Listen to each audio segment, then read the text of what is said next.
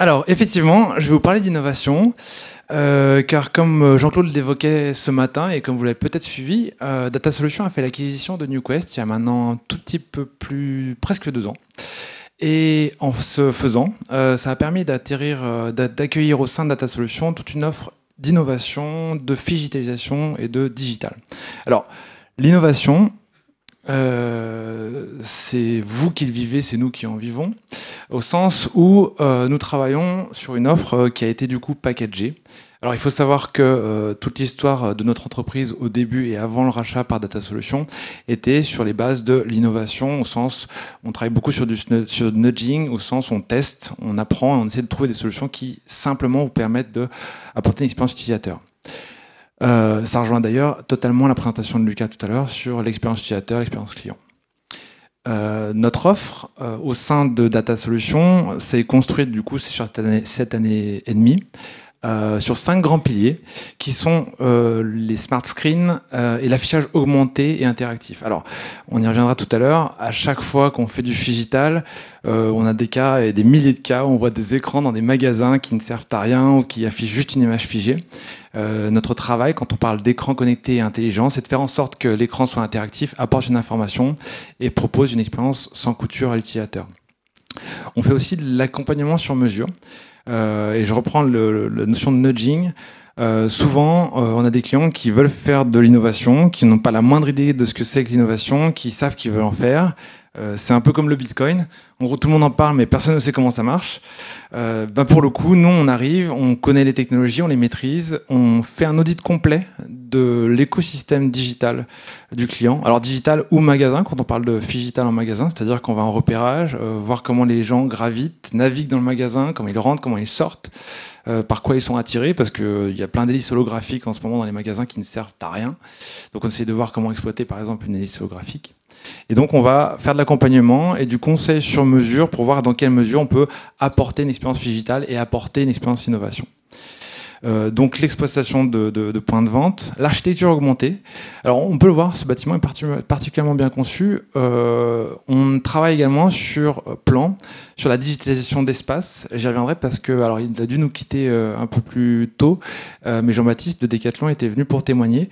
On a travaillé pour Tribord et Decathlon sur justement la digitalisation du siège de Tribord. Et donc comment dans le siège de Tribord, les collaborateurs, mais aussi les clients et aussi les visiteurs naviguent, comment ils exploitent le bâtiment, comment on se connecte avec le bâtiment, comment on peut graviter, expérimenter avec les gens qui sont dans le bâtiment. Donc c'est un métier très intéressant dans le sens où il croise effectivement la digitalisation, l'architecture et le rythme de vie et l'exploitation d'un espace pour les utilisateurs. Et bien sûr la robotique, et j'y reviendrai. Vous avez pu voir quelques machines qui sont dans l'espace juste à côté. Alors la robotique, on a tendance à croire que c'est pas encore très répandu. Alors je vous invite, je pense que vous êtes tous au courant qu'il y a Vivatech en ce moment et cette semaine. Profitez pour aller voir ce salon qui est exceptionnel. Et en l'occurrence, on commence à voir des usages des robots comme un énième terminal. C'est aussi ça le travail de digitalisation et de digitalisation. Il y a quelques années en arrière, on a découvert qu'il y avait un iPhone, après il y a eu les tablettes, après il y a eu les iPads, etc. En l'occurrence, maintenant, on utilise des assistants vocaux, on utilise des robots. Et certains de ces robots servent de terminaux, c'est-à-dire que je vous l'expliquerai aussi tout à l'heure. Sur certains des robots, comme ceux qu'on a installés dans l'open space à côté, on peut récupérer de la donnée qu'on va afficher et qui vient, par exemple, et j'y reviendrai, d'un Pimcore ou d'un Intershop, comme on l'évoquait tout à l'heure, ou d'un site marchand plus classique. Les secteurs qu'on couvre, du coup, sont rapidement listés ici. Donc l'architecture, bien évidemment, le digital et le retail. On n'a pas de clients dans la salle ce soir qui travaillent avec nous sur ce sujet, mais je pourrais nommer EcoSport, qui est un de nos clients Intershop Pimcore, avec qui on travaille sur la digitalisation des magasins, sur de la comparaison de produits, sur l'usage des QR codes et l'usage des codes barres en magasin pour créer une expérience digitale riche et pas une espèce de gadget qui sert à rien ou qui affiche encore de la donnée inutile. Bien sûr de l'UI transactionnel, parce que on l'a vécu tous avec le Covid, on commande en ligne, mais on peut pas aller au magasin, on est tous sortis de confinement, maintenant on a envie d'aller en magasin, mais on veut que ça aille plus vite que quand on était en magasin. Donc forcément, les transactionnels a explosé. Pendant la période Covid, je pense statistiquement, sur une centaine de sites marchands exploités, par exemple sur PrestaShop, je pense que 3/4 de nos clients nous ont demandé d'activer la e-réservation ou de la e-réservation ou du click and collect. Donc cet usage e-transactionnel s'est accru avec la digitalisation et comment je m'identifie, comment je présente ma commande et comment je retire ma commande et quand j'envoie en logistique la commande, etc. L'événementiel, entertainment, comme vous pouvez le voir ici, on peut intervenir, on peut faire des spectacles formidables avec des robots, des lions sur scène, des cerceaux en feu, mais c'est un vrai potentiel parce qu'on arrive à certains salons à attirer l'accueil, l'attention. Donc si vous venez nous voir lors du salon e-commerce retail, le Paris Retail Week en septembre, vous pourrez voir ce qu'on aura installé justement pour l'occasion de cet événement. Le marketing digital, bien évidemment, et les centres commerciaux augmentés, j'y reviendrai parce qu'on a tous vu cette fameuse borne inutile avec des lumières, des boutons sur qui on appuie pour aller dans l'aile nord et le 3e étage du centre commercial, qui ne servent plus à rien, mais qui ont un intérêt si on les digitalise correctement. Alors, encore une fois, pas de blabla, des résultats. Je vous ai préparé quelques exemples très concrets. Alors, justement, je savais que je passais à la fin. Je savais que vous seriez tous fatigués, donc j'ai fait beaucoup d'images, beaucoup de vidéos. Il y a peu de texte, ça va être très cool, ça va bien se passer. Et il y a de la musique, comme ça vous êtes bien réveillés. Donc concrètement, des exemples très très clairs de ce qu'on peut faire, parce que beaucoup de nos concurrents, je pense que Jean-Claude aura l'occasion de parler de nos concurrents lors de la keynote à la fin de la journée, mais en l'occurrence, beaucoup de nos concurrents parlent d'innovation et de digital, mais quand on creuse, c'est assez plat. Nous, on le conçoit, on le réalise et en interne, et c'est ce que je vais vous démontrer. Typiquement le groupe Somfy, alors un client historique, ça fait bien une 12aine d'années que je bosse avec Somfy, qui nous a fait diverses commandes. On fait de l'application, on fait du site web, on fait un peu de Magento, on fait du PrestaShop, on fait plein de choses pour Somfy. Et ils nous ont donné la chance de faire au siège de Somfy à Cluse, donc je pense que pas beaucoup d'entre vous sont allés à Cluse. Dommage pour vous. Un bâtiment musée qui représente l'ensemble des technologies de Somfy. Donc on a dû équiper 2000 m² de bureaux et de locaux pour montrer tout ce que Somfy était capable de faire. Typiquement, là je vous ai mis une petite vidéo. Ah, le son est parfait, merci Régie. On est capable de faire de l'écran tactile mais animé, donc grâce au travail de l'équipe de Lucas en motion design, en animation, on va être capable de faire de l'interaction. La donnée qui est affichée en surimpression ici est récupérée sur une base de données qui est gérée simplement avec un Symfony. On va être capable de rendre interactif un mur, on va être capable de rendre interactif une table connectée. Des exemples comme ça, j'en ai, et si vous avez l'occasion d'aller à Cluse, je vous donne un pass VIP, vous pourrez aller manger et boire des mojitos sur la terrasse de Somfy.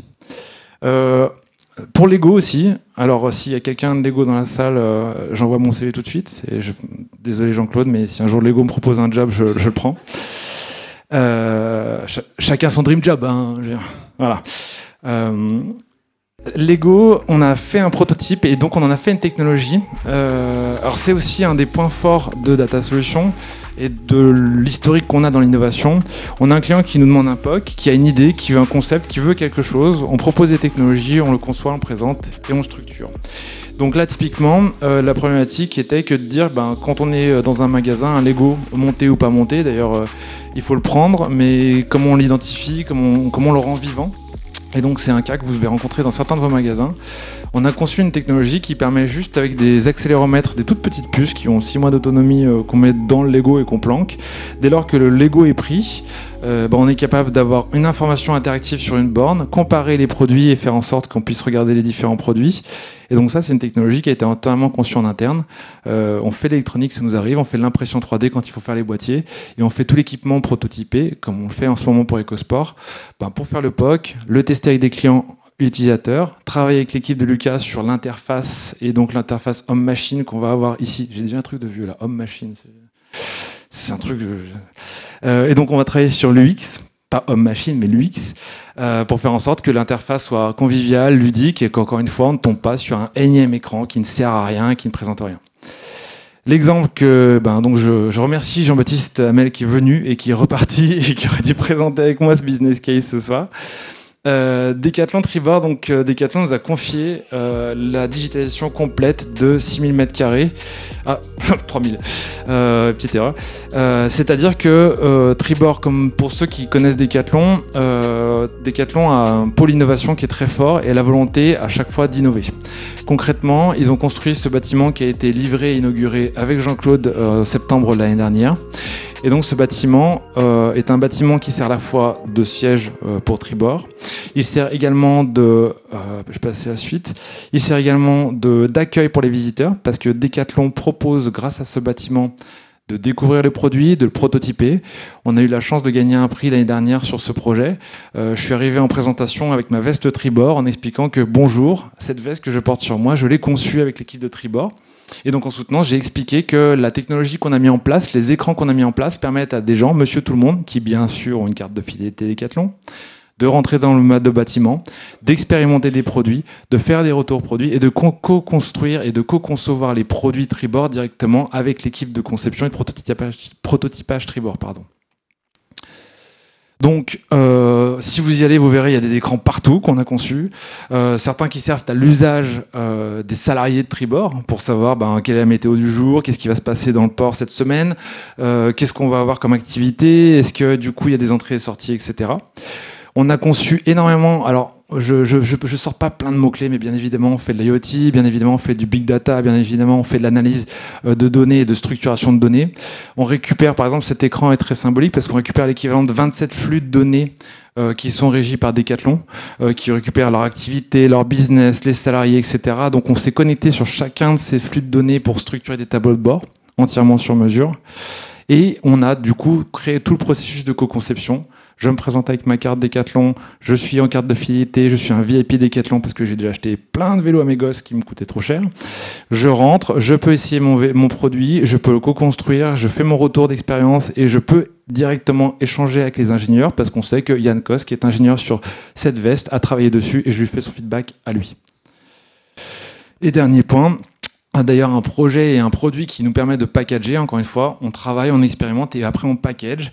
On a travaillé sur un test and learn avec les clients, c'est-à-dire que j'ai toujours ma carte de fidélité, je peux rentrer dans les locaux de Tribord, prendre certains produits que je veux essayer. Alors bien sûr, tous les produits Decathlon sont tagués RFID. Je peux les passer dans un bac, je les prends, je sors, je les essaie. Si je les ramène pas, je paye. Et si je les ramène, je peux directement donner mon retour et mon feedback. En termes de technologie, pour finir, parce que je sens que vous fatiguez un petit peu, donc je vous ai parlé de robotique. Alors je les ai pas tous amenés parce que avec l'équipe chambérienne, on a fait 5 heures de route sans climatisation par 37 degrés. Donc, on n'a pas ramené tous les robots, mais on aurait pu vous faire une débauche de technologie mieux qu'à Vivatech.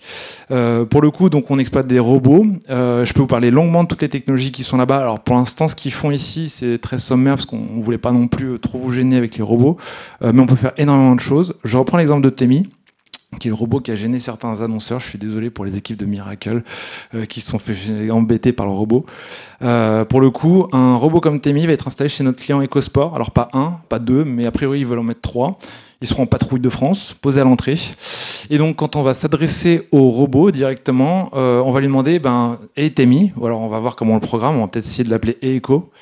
On va demander au robot, s'il te plaît, emmène-moi au rayon chaussures. Le robot a fait son mapping, il va emmener directement le client au rayon chaussures, et une fois qu'il arrive au rayon chaussures, présente l'ensemble du catalogue chaussures d'EcoSport, donc ce qu'il y a en rayon, mais ce qu'il y a aussi sur Pimcore. Et donc le Pimcore va alimenter directement le robot avec les médias, avec le contenu et avec toute la richesse du catalogue. Ce qui fait que le robot va soutenir le vendeur ou la vendeuse en expliquant ce qui n'est pas en magasin et en appelant s'il y a besoin, parce que bien sûr on a un bouton pour contacter un vendeur, pour que ça fasse biper le vendeur et que le vendeur puisse se rendre auprès du robot pour conseiller l'utilisateur. On y est, c'est le futur. Donc je vous ai donné quelques exemples de robotique, bien sûr avec Pepper, avec lequel tout le monde a joué, mais on peut faire des choses bien plus riches que l'expérience qu'on a conçue ici. Et je fais une petite parenthèse sur tout ce qui est aussi QR code. Alors j'ai quelques cartons qui sont un peu vieux, qui datent de 2020, mais que je pourrais vous montrer. Pour ceux qui sont un peu au fait de la technologie, je ne sais pas si vous avez suivi que Niantic, qui est la boîte qui a développé Pokémon Go, a racheté une technologie qui s'appelle 8Wall. Et cette technologie permet de faire de la réalité augmentée hors application. Donc j'ai des exemples, je pourrais vous montrer ce qu'on fait avec. Donc techniquement, je suis capable, sans appeler une application sur mon téléphone, de viser un QR code, de viser un marqueur et de faire la réalité augmentée directement dans un espace. Alors Saint-Maclou nous a présenté tout à l'heure ce qu'ils ont fait, qui est très riche, sur lequel Elodie a travaillé pour donner un aperçu de ce que va être mon sol. On peut vraiment avoir un rendu d'un mobilier de façon fidèle et interactive sans passer par une application grâce à des technologies qui sont maintenant même plus d'avant-garde mais qui marchent sur l'ensemble des terminaux du parc. Et pour finir, donc, les technologies qu'on a et qu'on a conçues, je reviens sur la notion de packaging parce que c'est une notion forte et importante pour l'équipe innovation et pour Jean-Claude.